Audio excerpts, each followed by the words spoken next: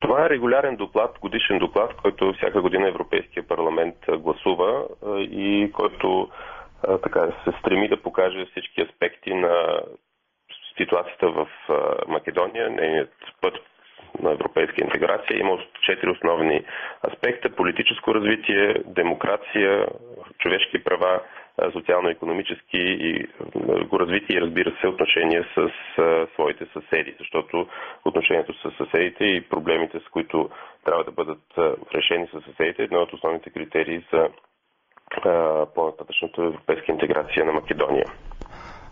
Тази седмица вие представихте пред колегите си едни от проблемните области, в които Македония има определени пропуски, които трябва да бъдат отстранени. Бихте ли ни казали накратко кои са тези точно проблемни области и как мислите, че могат да бъдат преодоляни, да бъдат решени проблемите там? Да, аз смятам, че общо всички са съгласни, че Македония трябва да бъде подкрепена в нейния път към Европейския съюз. Затова наистина се концентрира върху проблемите, а те са политически и дискриминаторни.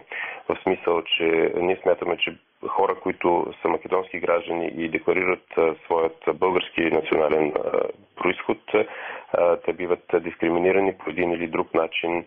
Имаме многобройни случаи в последните няколко години и за съжаление този брой се увеличава, вместо да се намалява. Голям проблем е също така злоупотребата с историята, така наречената както антична история или антиквизация на историята на Македония, с опит за идентифициране на една нова национална идентичност, която фактически не съществува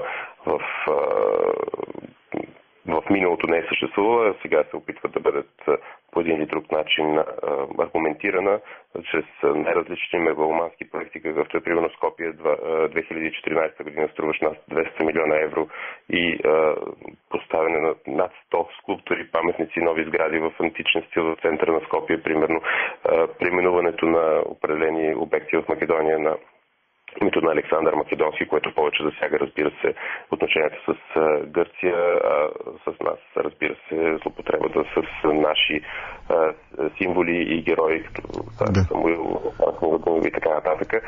Това е много неприятен момент, защото ние най-чисто сърдечно искаме да помогнем на нашите съседи и по техния път към европейска интеграция, но това, разбира се, спъва нашите усилия и техните фактически усилия.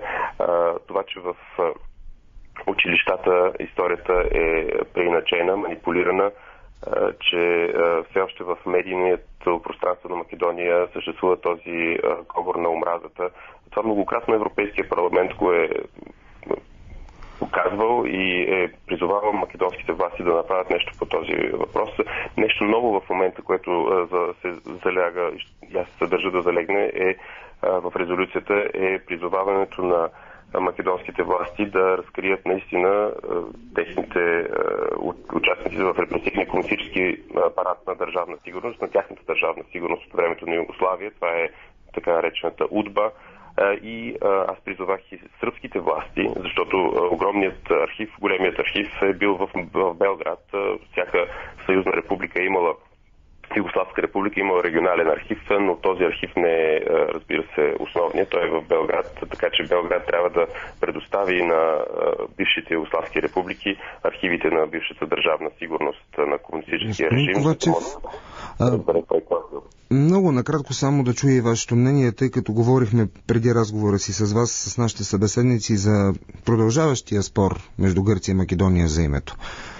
Като човек, който има впечатление, мислите ли, че този спор и как евентуално според вас може да бъде решен той политически, чрез референдум или пък медиите да се намесят в него? Мисля, че този спор може да бъде решен само политически, само с политическа воля и то от страна на македонските власти, защото Гърция направи своята стъпка напред, бих казал, с предложението, което направи за възможното участие в името на бъдещото име на Македония на някакво географско понятие или някакво уточняващо понятие, но Македония все още не е показала тази воля. България многократно е заявявала, че не иска да взима активно участие в този спор и по някакъв начин, нали, да бъде медиатор на този спор, въпреки че в сегашната резолюция на Европейския парламент, проекто резолюция на господин Талер, има този текст, който се призовава върховният представител госпожа Аштън да играе по-активна роля при намирането на такова решение. Но по-скоро на ниво